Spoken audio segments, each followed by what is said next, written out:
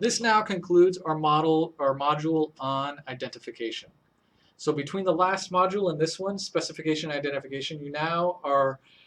empowered to draw out your model and make sure that it is a model that can actually be estimated and ran. So following making sure that you have a recursive model or at least a bow-free non-recursive model, and then making sure that you have positive number of degrees of freedom so that you can have, well, at least zero or positive, preferably positive, so that you can have a just identified or over identified model when you run it.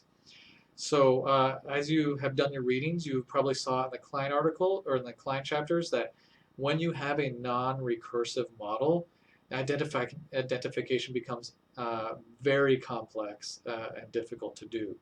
So it's very important that when you are specifying your model that you specify a recursive model or you're really going to be in the weeds when you're trying to figure out how to make sure that you have a model that is actually estimable, that you can actually run the model because the identification issues become pretty complex and when you have a non-recursive model. So in order to make sure that you have a identified model, you need to make sure that the structural part of your model, so the part of your model that has the arrows going to it, the actual path models, that you, one, make sure you follow the rules for specification, and two, you determine the number of parameters by subtracting the total number of observations from the, or total number of parameters from observations, so observations minus parameters.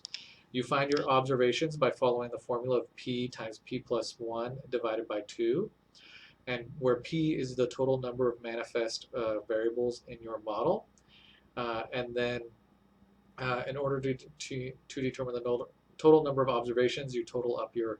total variances, which is your exogenous and residuals in your model together, the total number of covariances, so the total number of correlations you have in your model, plus the total number of total path coefficients, so all of those single-headed arrows, not including those from your residuals. And when you do that, you can get your total number of degrees of freedom and know whether your model is over, under, or just identified.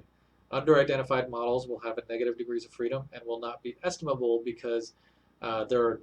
multiple possible answers for each parameter that could fit the criteria, leaving you in that situation where you have a plus b equals 6, and you can have a lot of different answers for a and b that work to give you the answer to that observation of 6. Next week, we're going to get into model estimation. So we're going to talk about model fit, how to run a model in M+, and how to read the results.